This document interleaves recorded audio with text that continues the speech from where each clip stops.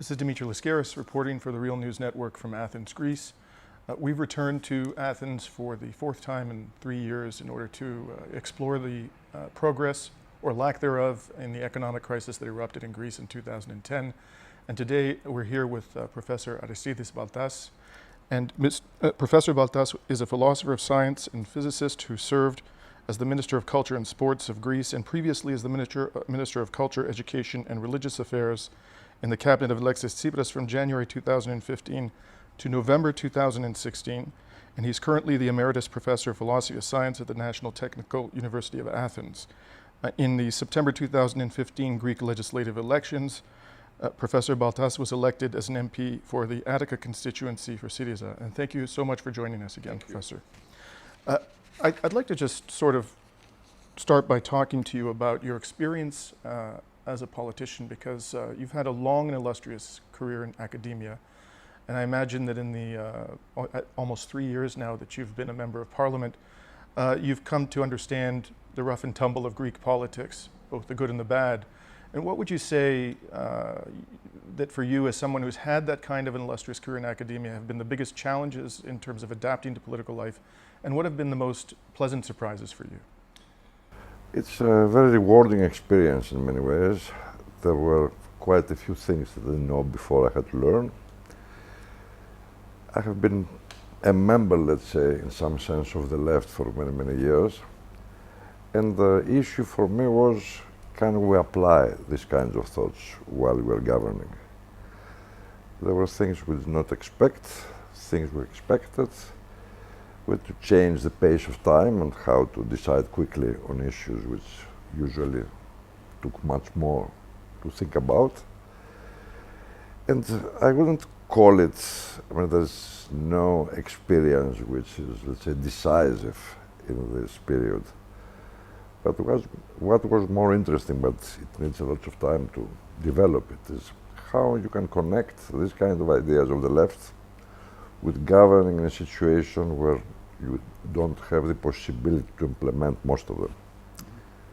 It was a kind of experience also of how to connect how we started the government with the change we had to take after the referendum and after the agreement and why we signed this agreement.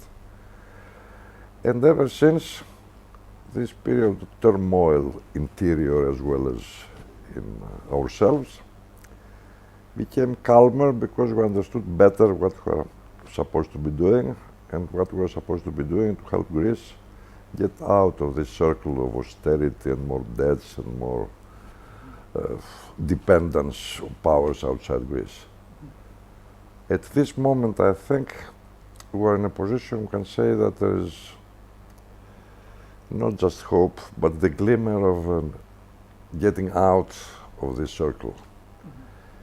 If, as things appear now, get out of the memorandum through this evaluation which started this week and hopefully will finish before Christmas, before the New Year, then we have more or less, with all kinds of problems perhaps in between, of plain sailing till 2019, where by constitution we have to have elections.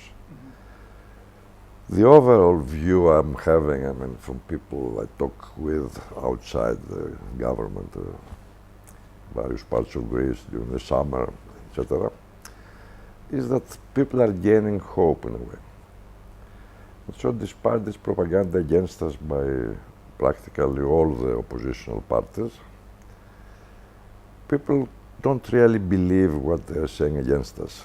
And also I think that there is no real agenda in the sense of an alternative way for Greece to go till 2019.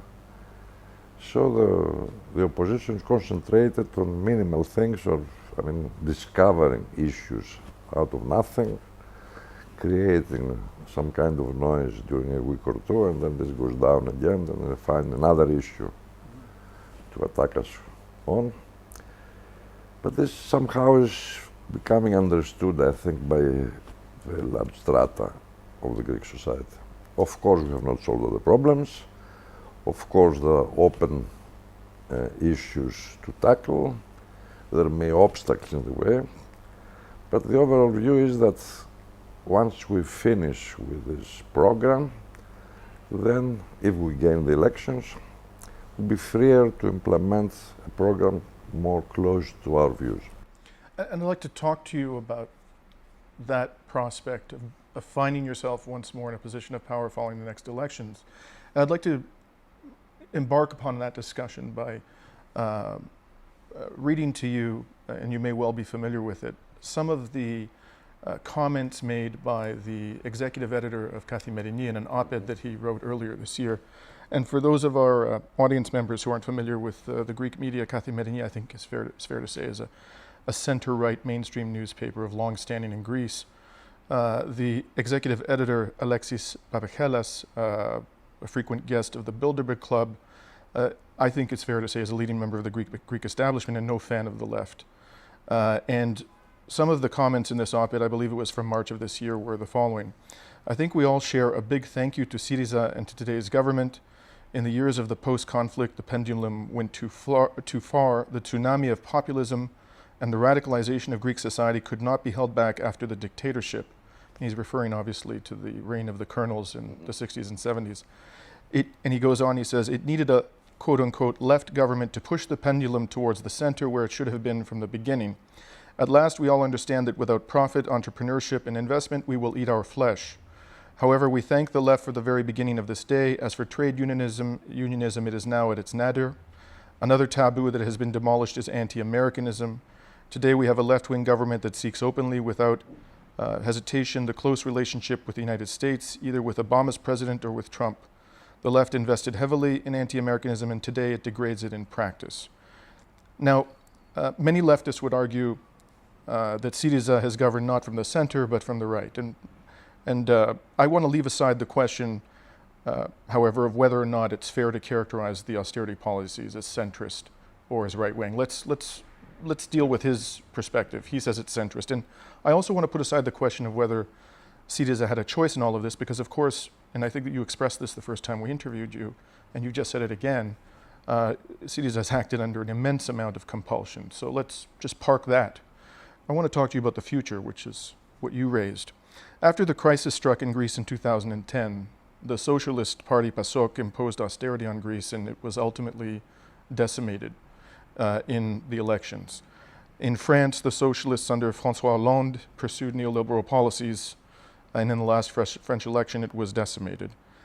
In Canada, this is a lesser-known development, but in the last election in 2015, the Social Democratic NDP adopted a centrist platform, and it was almost wiped out. And finally, in the United States, the Democratic Party has allied itself with big business, or factions of big business, and it's now lost control of the House, the Senate, and the presidency. And in fact, this past summer at the People's Summit, Bernie Sanders, who tried to be the Democratic nominee, as you well know, he talked about the Democratic elite as being like a cabal of people who had a fascination with being on the upper deck of the Titanic as it sunk. They'd rather be sinking on the Titanic than be in a lifeboat, and save themselves. So I guess my question to you is, do you think that the ultimate destiny of Syriza is going to be different from all of these parties? And if so, why do you have that confidence? Let me tell you, it's a very interesting question, I think. But in order to reply, you have to understand something which is essential, I think, for Greece, particularly for Greece. That we had this referendum, you remember? We won the referendum by a very great margin, 62%. And then we had elections after that. And we presented for the first time during all these years of the crisis, the alternatives very starkly. We had signed this agreement because we were obliged to, because we analyzed the situation in such a way that if we did not sign, then hell would break loose here. And the people trusted us by a new vote, almost the same, let's say, total number of votes as it was during the first elections, trusting that we would be implementing the program in ways different than the New Democracy or PASOK would do, and having, let's say, our view towards the strata of the population which were in worst condition. And we within the very hard constraints of that program, I think we managed that. Could you give us some concrete examples of how you managed? For example, there is, let's say, a new invention, so to speak, which became famous after a while in Europe, of a card, like a credit card, which we could distribute to people with lower income or no income at all, through which they could buy, as everybody, other citizen, food or whatever, from supermarkets, etc. This gave dignity to these people, because up to that moment, for the previous years, they would go out begging or going to social cuisines and things like that.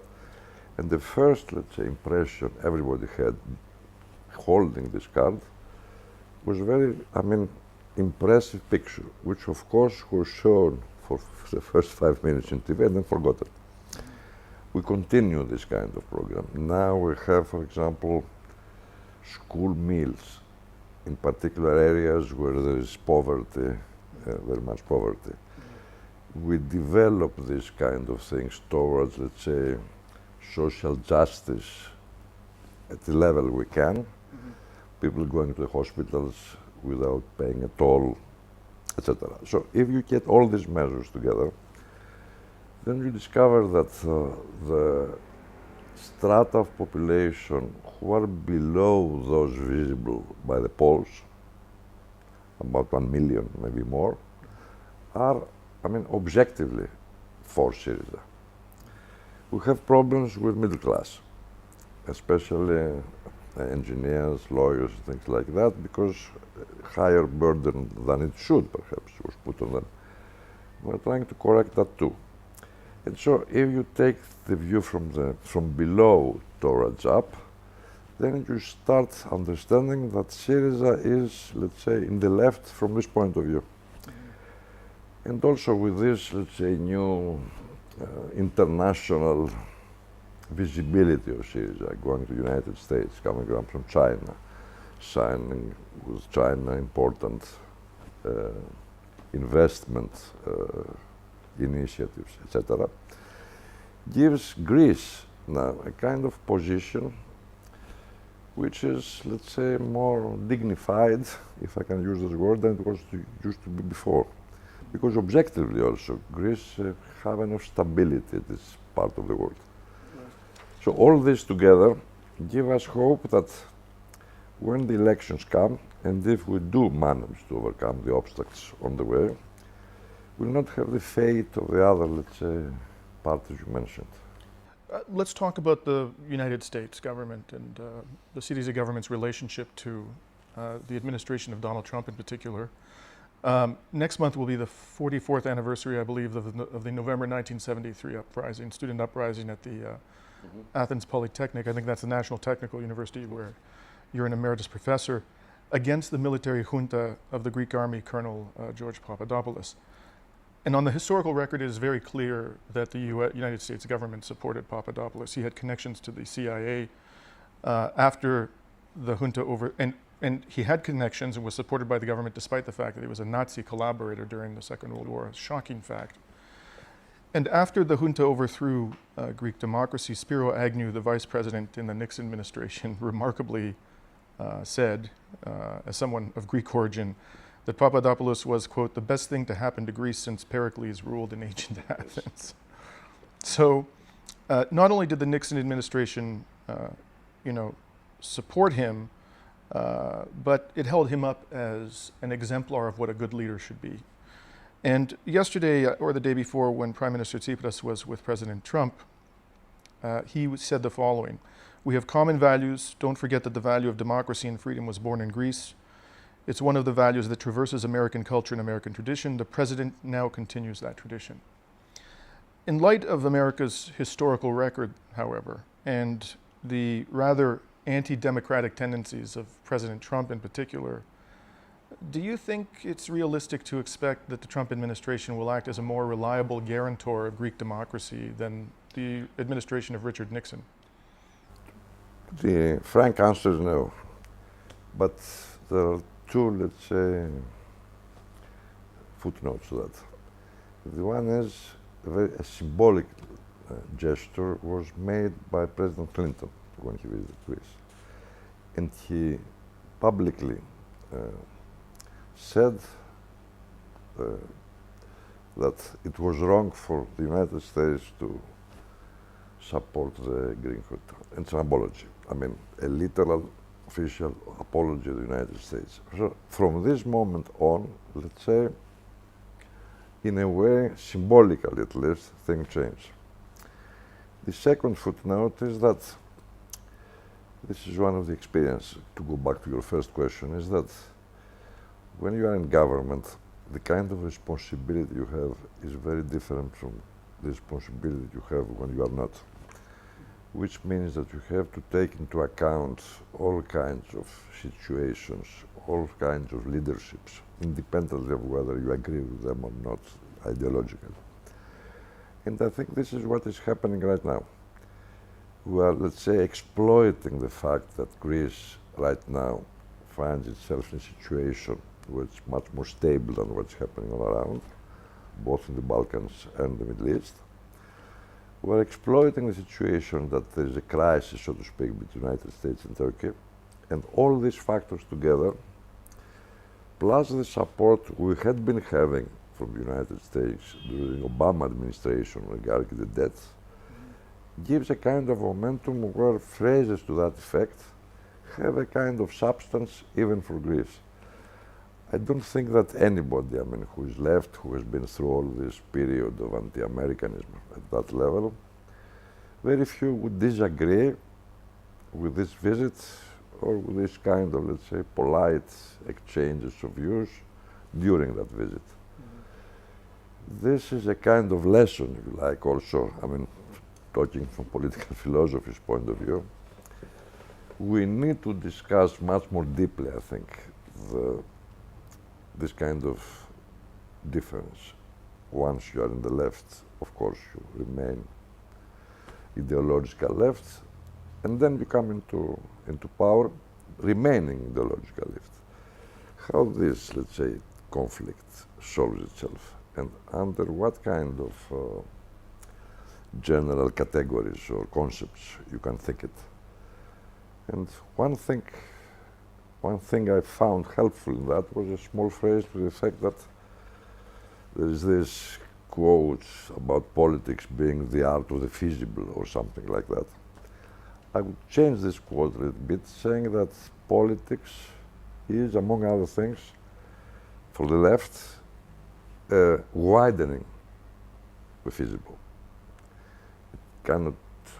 This cannot happen at one go. It takes steps to widen it, but if you are, let's say, attached to this widening rather than the feasible, then you can start having relations between what is realistic and what is not realistic for the moment, but I still believe it and hope that the next turn I will implement it.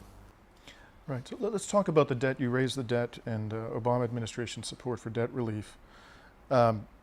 In the summer of 2015, after Prime Minister Tsipras agreed to the package of austerity measures following the referendum, you stated in your interview with The Real News that, quote, the main thing we gained through the 17-hour negotiation was a kind of realization and acceptance that the debt in itself is not sustainable. And you went on to say that there is a, quote, strict commitment that by August we will be discussing the rest of the debt and how it must be alleviated, as the IMF is saying right now. And Christine Lagarde has been quite clear with the common sense proposition, embracing the common sense proposition that Greece's debt is wildly unsustainable. I think it's at about 188% of GDP right now, approximately 329 billion euros. And yesterday, interestingly, President Trump said that he supports, quote, responsible debt relief. You know, and I guess the 329 billion euro question is, what does he mean by responsible? But I want to talk to you about the other members of the Troika, and let's put aside the IMF right now. Do you think they've kept their word? Because as far as I can tell, not only have they not agreed to debt relief, but they haven't even engaged in a serious discussion about debt relief. Do you think that they've been honest with the Greek government? There are some, I think, preliminary discussions to that. And one of the obstacles before was Schäuble, who, in a way, pulled Greece and himself, in some sense, internationally, in a kind of knot out of which nobody could get out. I mean, on the one hand, you have to have the IMF in the program. On the other hand, you cannot have debt relief. While IMF is saying, I cannot enter the program without debt relief. So there was a kind of note that was, which continued to be there during the last couple of years. And now the situation is such that Germany and the other European states have to, let's say, honor the signatures. And this, Do you think they will? I think that if they want the IMF in, they will. And apparently they do continue to want the IMF in. And now the IMF position is very, very clear.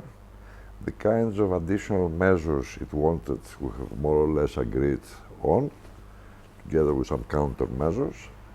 And so there is no excuse at all, at any level, from not getting this kind of relief for the debt.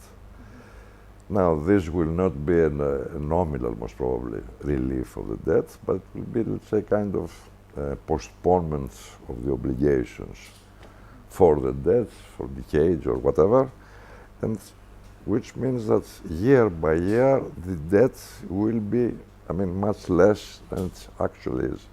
So at the end of the program, I think, without us gaining what we thought we would be gaining, a sense of nominal debt relief and forget it, but we'll get a kind of agreement which will, on the one hand, symbolically save the faces of both, and on the other hand, will be a real relief for the Greek society.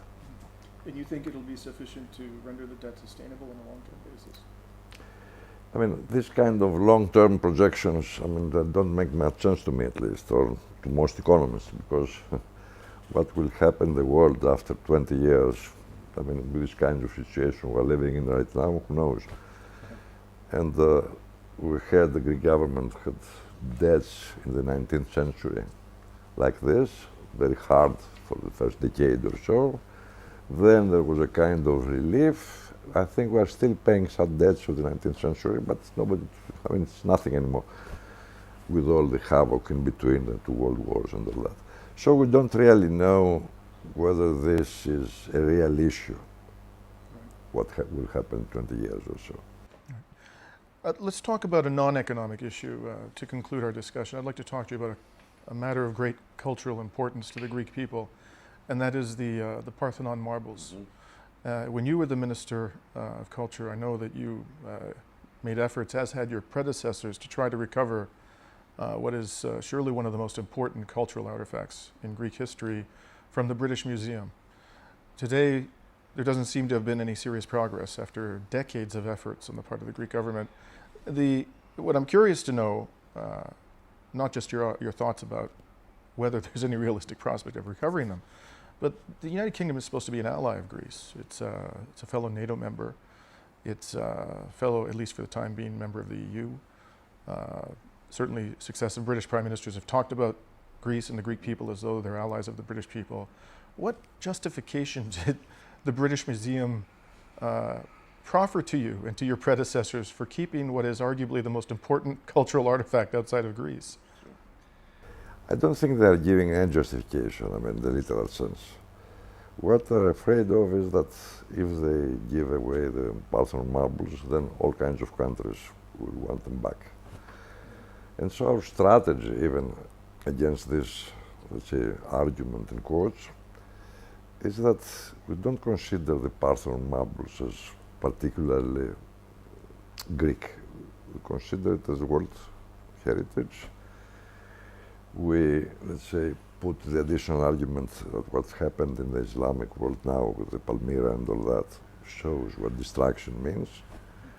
And what we want to have is the Parthenon marbles in order to reunite the Parthenon and the Acropolis, so that everybody in the world will see it as a whole. We are putting in some kind of pressure nowadays in connection to Brexit. If you want to get out of Europe, well, at least give back the Parthenon marbles so that you have this kind of unique artifact, visible as it used to be, or almost as it used to be, visible for all. The British government is playing this kind of game in the sense it's not my responsibility, it's the British Museum.